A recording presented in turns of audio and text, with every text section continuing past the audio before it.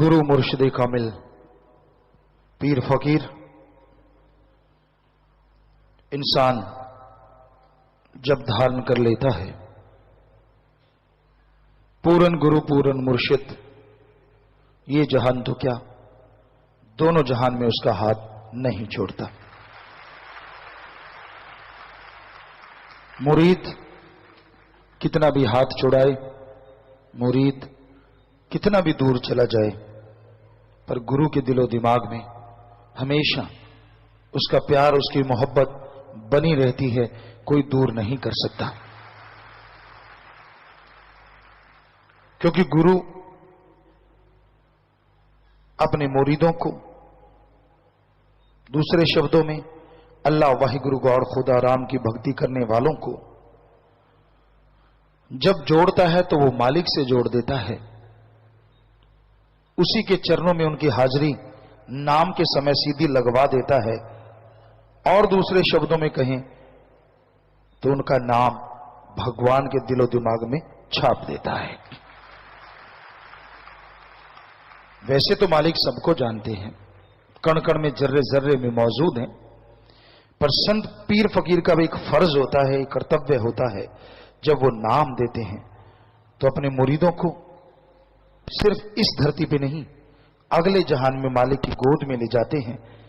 जिस तरह एक फोटो लेके जाएं या वीडियो लेके जाएं, उनसे भी ज्यादा सीधा लाइव ही वहां ले जाते हैं कि ले मालिक, ये तेरी औलाद तेरे को सौंपी। तो फिर वो औलाद इधर उधर दौड़ती है तो कर्मों का फल भोगती रहती है, लेकिन ये नहीं होता कि मालिक उसे छोड़ देगा, छोड़ता कभी नहीं। क्योंकि इस कलयुग में जोड़ने वाला एक पीर फकीर होता है, तोड़ने वाले लाख होते हैं। आपके घर में कलह क्लेश हो रहा है, आप मालिक से दूर हो रहे हैं, खुश होने वाले आपको दुनिया में हजारों मिल जाएंगे, पर सच्चा हमदर्दी वही है जो दर्द मनाए, यार ये तो मालिक का प्यारा था, दूर क्यों हो गया, फिर से जोड़ दे तो उसके घर में भी बरकतें उसी समय शुरू हो जाती हैं। तो इसलिए पीर फकीर के दर पे जब इंसान चल के आता है, उसके राह पे जब इंसान चलने लग जाता है, तो उसे किसी चीज की कमी नहीं रहती सिवाय एक मन को रोकने के। और मन भी रुकता है अगर पीर की बात को माना जाए, फकीर की बात को माना जाए। आप सुमरन के पक्के बन जाओ, घंटा सुबह शाम करो, सेवा किया करो, मर्यादा में रह के परहित परमार्थ करो, तन मन धन से सबका भला करना सीखो, नेक कर्म करना सीखो। अगर आप यह कार्य करने शुरू कर देते हैं तो यकीनन मन भी रुकने लगेगा और मालिक के नूरी स्वरूप भी अंदर आना शुरू हो जाएगा। आप क्या करते फिरते हैं ये पता है उस भगवान को, आप क्या क्या सोचते हैं ये भी पता है उस भगवान को।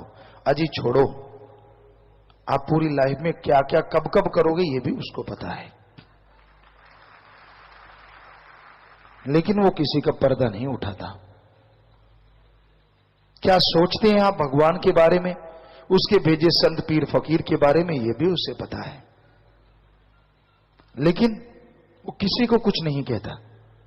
पर जो जैसा सोचता है मालिक के प्यारे के लिए कोई बुरा सोचे, गलत सोचे, तो उसके साथ वो होना शुरू हो जाता है। क्योंकि इस दुनिया में हर कोई किसी न किसी दम पे नाचता है। आपका कोई बेटा सिपाही लगा है तो आपको गर्व हो जाता है, थानेदार है तो और जोश आ जाता है, इंस्पेक्टर है तो और ताकत, फिर डीएसपी एसपी हैं तो फिर और ज्यादा, तो और बड़े ऑफिसर या फिर कोई नेता है तो फिर आपको और गर्व आ जाता है कि यार मेरे सामने कौन बोल सकता है।